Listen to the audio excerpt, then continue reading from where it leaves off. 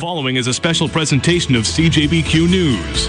Welcome to Weekend Magazine with Mix 97's morning host, Sean Kelly on 800 CJBQ. Hi, welcome to the show. Coming up this weekend, we speak with Alison McGill. She's going to give us some interesting wedding facts in Canada. Also, sports celebrity and hockey girl out of Buffalo, Rob Ray, will join us to talk NHL playoffs. And we'll make a call to the mayor's office in Toronto. It's all coming up on Weekend Magazine. Tractorama is back at Sears, and right now a huge selection of tractors and lawnmowers are on sale, like the Craftsman Yard Tractor. It's got hydrostatic transmission, a 22-horsepower Briggs & Stratton V-twin Platinum engine, and it's on sale for $1799.99. You save $200 and get more weekend to play with. So visit Sears or sears.ca/Tractorama and make every day a great day. See store for details. So, what time on Saturday? Bright and early. Or should I say, brighten and early? Seriously. I can't wait to see this year's new homes, though. You can't wait for the treats. Hey, I like prices, too. Brighton Parade of Homes, here we come. Celebrate the best in home design and life in beautiful Brighton. Join the Brighton Parade of Homes June 7th, 8th, and 9th. Gorgeous designs, great ideas, plus displays, food by Mike and Lori's No Frills, prizes, and more. Just follow the signs in Brighton. Plan your weekend at BrightonParadeOfHomes.ca.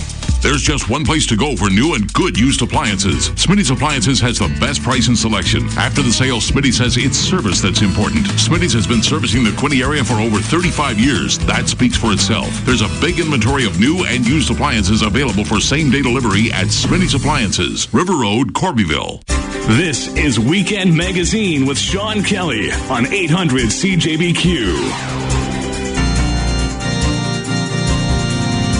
Joining me this weekend on Weekend Magazine from Wedding Bells Magazine. She's the editor. It is Alison McGill. Alison, welcome to the show. Thank you for having me.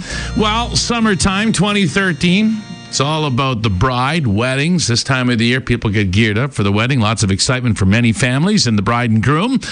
So I thought it would be important to remind mom and dad the cost of a wedding in 2013. And you had some interesting stats released this week. Alison, I'll let you take it from there. The cost of a wedding is not going down. It's actually gone up. And the total cost, including a honeymoon that we've clocked in for the average wedding, is $32,358. $32,358 to get married. Yes. That's just an average. That's an average. So you surveyed over 2,000 brides and brides-to-be and that kind of thing earlier this year, and that's the figure. Does that seem high? Well, it's been inching up.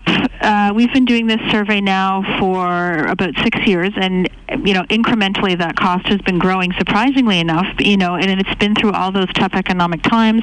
We didn't actually see the cost of a wedding taking a hit. It continually has gone up incrementally in all the years that we've been doing the study. So it's really interesting because that just really signals to us that, a wedding day is a super important thing for people, and it's something that they're not willing to sacrifice costs with. They're going to actually make concessions in other areas of their life to make sure that they have the day that they want. All right, so the average cost of a wedding in this country this year is over $32,000. What kind of weddings are they having for 32 G's? Well, this is sort of when you look at the cost breakdown of this, I know, $32,000 is quite a chunk of change, but when you actually look at the breakdown of what they're paying for, the largest cost, of course, is sort of the reception cost. So you've got your catering, your bar, your food, and the party. The party is where the chunk of that money is going. And, when just talking about parties, I do have to bring this up because we're talking about $32,000 being, quite a sum of money to pay for one day. But this weekend, we're on the verge of maybe might be one of the most expensive weddings ever. And it's Sean Parker, who's the founding president of Facebook. And his wedding is logging in at $9 million. Oh, come on. What do you get for a $9 million wedding? Well, you get a lot, apparently. There's lots of buzz about this wedding. I can't wait to see what happens. It's happening this weekend. It's in Big Sur, California. He's taking over a complete property, the Ventara Inn, and 300 guests, which doesn't seem like a lot when you're talking about $9 million. But he's hired the costume designer from Lord of the Rings to design costumes for all his guests. He's bringing in all kinds of movie sets. This is taking it over the top. And, conversely, Mark Zuckerberg had a very low-key wedding, super intimate, not expensive. So Sean Parker, I think, is going to blow this whole concept of a luxury elaborate wedding out of the water. Oh, that's crazy. So when you click on Facebook this weekend, think of Sean getting married in California and spending $9 million on his wedding. Exactly. Wow. What about wedding dress? What's the average bride pay for a wedding dress? They have those kind of figures? We do. That's a number that's actually been incrementally rising as well. The bride is paying, $1,200 and up for a dress, which, again, sounds like a lot of money. But when we're talking about bridal dresses, they can go as high as $10,000 and $15,000 if you're dipping into a serious designer dress like Vera Wang, Oscar de la Renta. So $1,200, yes, it is an investment, but it is not the highest price you can pay for a wedding dress. Mm-hmm. And a lot now, over the last couple of years, some of the weddings I've been invited to are themed weddings. It's kind of fun, actually. It's different. Absolutely. Themed weddings are huge. A big theme that's happening right now, of course, which is right on track with pop culture, is Gatsby weddings. Everyone's going deco. So there's lots of glitz and glamour and everything inspired by the Baz Luhrmann wedding that's out, movie that's out right now. And people are really having fun. We've seen all kinds of weddings we did an Alice in Wonderland storybook wedding where it was actually very low cost, but all the guests dressed up like characters from the book. They were assigned from the bride and groom. Any kind of theme you can think of goes. We've even seen, Star Wars and Star Trek movies. Like, people really want to make it their own, and that's all part of the personalization of a wedding day. All right. Now, what about inviting relatives? You've been doing this now for 11 years. You're the wedding expert in this country, Alison. Is it important to invite the aunts and uncles that you never see? That's a conversation that you have to decide between yourselves. And when you start your wedding planning, you have to have a realistic look at what your wedding's going to look like, what the size of that wedding's going to look like, and what that's going to mean. Because if you're having a party that, say isn't terribly large, if it's a more intimate wedding, chances are you might not be able to invite all the family depending on how big they are. Mm-hmm. And that's where weddings get stressful, and this is where all the drama comes in. So I think you have to try and stick-handle these situations as best you can. But also remember, it is your day, and if you sort of decided to go in one direction, people should be happy for you. They shouldn't be offended. And, I know in a perfect world that never happens, but that's sort of my rule of thumb on that. Okay, now there's a lot of working brides out there. Are there lots of benefits to hire a wedding planner, and do they always work out and get things done for you? Absolutely. Now, when we talk about hiring a wedding planner, they don't have to be with you from day one if that's something that's not in your budget and you feel that you don't need that. Hiring a day of planner is something that a lot of brides do, and I do recommend that because it's that person who's going to be in charge of the day, an unbiased party, so you're not burdening anyone in the wedding party or your family with having responsibility for meeting the photographer, making sure the schedule runs on time.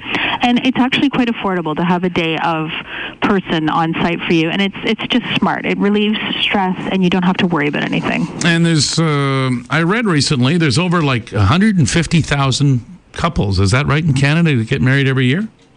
Approximately that, yes. Yeah. And what's a typical guest list include in this country? How many would be normally invited, the average for a reception? You have those kind of numbers? We do. It's about 120 guests, and that's a number that's been pretty steady for the last couple of years.